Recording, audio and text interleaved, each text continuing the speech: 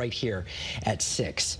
Well, as we start traveling, of course, to celebrate the holiday, tonight could actually be pretty deadly on the roads as well. Tonight is known as Blackout Wednesday, the day before Thanksgiving, when people are catching up with friends and family, and there is even more binge drinking. Yeah, and as our chief political reporter Susan Raff is telling us right now, she found out that some people are hopefully making some decisions here that can save lives. Susan? Hopefully. You know, it's a very fun holiday, but it can be very dangerous. There are more people on the roads and more people are drinking.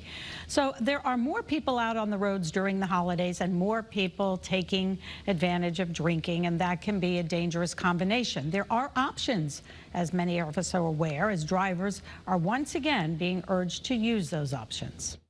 Millions of Americans will be driving so they can enjoy Thanksgiving with their families.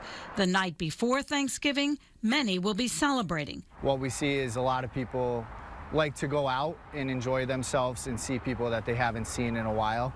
Unfortunately, sometimes that leads to driving under the influence. State police will also be out on the roads this holiday, looking for impaired and distracted drivers.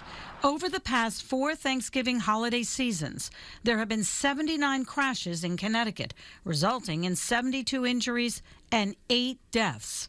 Nationally, the numbers are much higher, more than 800 drunk driving crashes.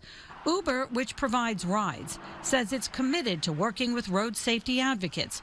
And in 2012, we have partnered with Mothers Against Drunk Driving to reduce drunk driving throughout the country. If drivers have options like Uber and Lyft and can designate a driver, why are so many drinking and driving? They forget that there's ride shares available. They forget to designate a sober driver. Maybe they're planning to only go out for a little while and they get caught up catching up with people that they haven't seen. Skip Church understands the consequences. His teenage son Dustin was killed by a drunk driver. He's advocated for tougher penalties, especially for those with high blood alcohol levels, and for alcohol detection devices in all new cars, which prevents those intoxicated from being able to drive their cars. Frankly, it's a cultural thing that if you grow up and you see it and then you do it when you're an adult, and so it just continues until something happens. And when you lose somebody, as we did, losing a child, every Thanksgiving you're reminded of that.